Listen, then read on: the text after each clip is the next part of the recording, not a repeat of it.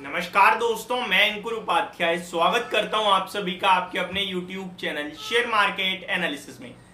यहां पे एक और खराब खबर आते हुए दिख रही है अमेरिका के लिए, स्पेशली अमेरिका की बैंकों के लिए। ग्लोबल मार्केट्स ना साथ देने के लिए तैयार ही नहीं है भारत के बाजार का, लेकिन उसके बावजूद भारतीय बाजार अपने आप को अभी तक गिरने से बचा रहे हैं।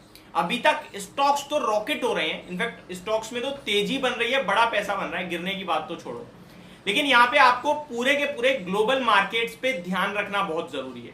मैं ऐसा इसलिए कह रहा हूं क्योंकि अगर ग्लोबल मार्केट्स में दिक्कत है, प्रॉब्लम है, तो भारतीय बाजार भी नहीं चलेगा। बेशक गिरेगा नहीं, लेकिन चलेगा भी नहीं।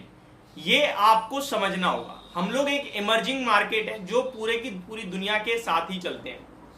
अब क्या हुआ है ऐसा नया अमेरिका में, इसको समझने की और जानने की कोशिश करते हैं। देखिए, सबसे पहले रिसेंटली अभी जो खबर आई थी एक, वो फिच ने क्या करा, डाउनग्रेड करा। किससे? अमेरिका की क्रेडिट रेटिंग को। पूरे अमेरिका की रेटिंग ही डाउनग्रेड कर दी, ट्रिपल ए से घटाकर डबल ए कर दी।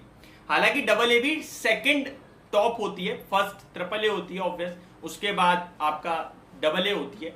और इससे पहले एस&पी ग्लोबल ने लगभग आज से 12-13 साल पहले 2011 के समथिंग डाउनग्रेड किया था अमेरिका की रेटिंग को, और उस समय बड़ा क्रैश हुआ था अमेरिका का बाजार। इस बार भी फिच के डाउनग्रेड के बाद लोगों को लगा बड़ा क्रैश होगा, लेकिन कुछ भी नहीं गिरा, सब नॉर्मल रहा। उसके बाद लगभग 2 हफ्ते 1.5 हफ्ते बाद एक खबर आती है जहां मूडीज ने क्या करा, उनकी बैंकों को डाउनग्रेड कर दिया, उनकी बैंकों की क्रेडिट रेटिंग डाउनग्रेड कर दी। अमेरिका की स्मॉल एंड मिड साइज बैंकों को डाउनग्रेड करा। किसने? मूडीज ने। तो बड़ी प्रॉब्लम आई, जहां पे उनकी बैंकों के शेयर्स काफी हैवीली टूटे। सब कुछ ठीक चल रहा था, फिर अगले ज्यादा से ज्यादा 7 दिन हुआ भी मूडीज ने डाउनग्रेड करा। अब आज एक और फ्रेश खबर आई है जहां पे एस&पी ग्लोबल ने अमेरिका की बैंकों को डाउनग्रेड कर दिया। अब ये हुआ क्या है समझो। सबसे पहले एस&पी ग्लोबल ने 2011-12 में पूरे अमेरिका को डाउनग्रेड करा था, वो सब भूल गए, वो बड़ा क्रैश हुआ था, छोड़ दो उसे। उसके बाद आपने देखा कि रिसेंटली फिच ने लगभग 3-4 हफ्ते पहले अमेरिका को डाउनग्रेड करा अगेन, मतलब 2 क्रेडिट रेटिंग ऐसी हैं जिन्होंने अमेरिका को ही डाउनग्रेड कर दिया। उसके बाद मूडीज ने क्या करा, अमेरिका को तो नहीं लेकिन उनकी बैंकों को डाउनग्रेड करा, mid size and small size बैंकों को, लार्ज कैप को नहीं। और आज के सेशन में एस&पी ग्लोबल ने इनकी बैंकों को भी डाउनग्रेड कर दिया है। उनका मानना यह है कि बैंकों की स्थिति उतनी अच्छी नहीं है, क्रेडिट रेटिंग डाउनग्रेड कर दी गई है, और यह अपने आप में एक बड़ा अलर्ट है। अगर आप चाइना देखें तो उनकी एवरग्रांडे जो कि बैंक्रप्सी फाइल कर दी है, पूरी की पूरी कंट्री में रिसेशन की बात चल रही है, रेट कट होने के बावजूद। तो ये ग्लोबली अभी सिचुएशन आपके लिए उतनी अच्छी और कंफर्टेबल नहीं बन पा रही है। अमेरिका का बाजार भारतीय बाजार के लिए काम कर रहा है अच्छा। कैसे?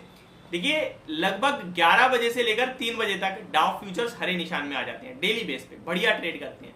लास्ट वीक मंडे से चेक करिए आप, अमेरिका का बाजार लगभग 12 बजे तक हरे निशान में आता है, डाउ फ्यूचर्स जो ट्रेड कर रहे हैं, और जब उनके बाजार खुलते हैं तो लाल निशान में हो जाता है। तो ये हमारे लिए तो अच्छा है। हम लोग उनको देखकर नेगेटिव तो खुलते हैं, लेकिन ग्लोबल मार्केट्स की रिकवरी के साथ हम लोग ऊपर आ जाते हैं और अच्छा बंद हो जाते हैं, और अमेरिका का बाजार शाम को फिर नेगेटिव खुलता है।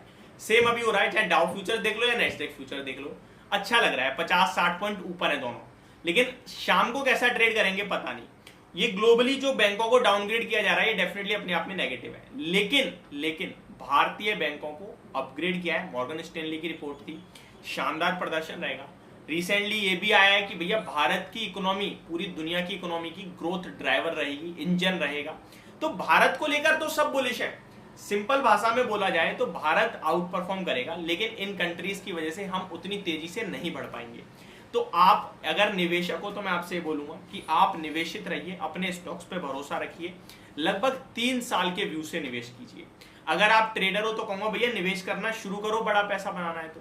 ट्रेडर क्या करता है, एक नौकरी करता है, सुबह से लेकर शाम तक स्क्रीन के सामने बैठेगा, पता नहीं क्या क्या करेगा, अनाप शनाप टेंशन लेगा यहाँ पे 1000 और कमा के आएगा।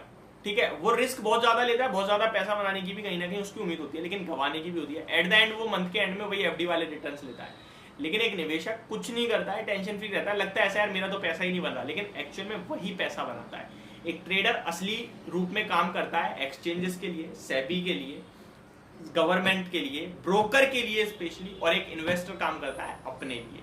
तो आप अपने लिए काम करो और निवेश करो। ये मेरी तरफ से आपके लिए वीडियो थी। होप आपको सब कुछ क्लियरली समझ में आया होगा। Thank you so much for watching this video. Have a great day guys.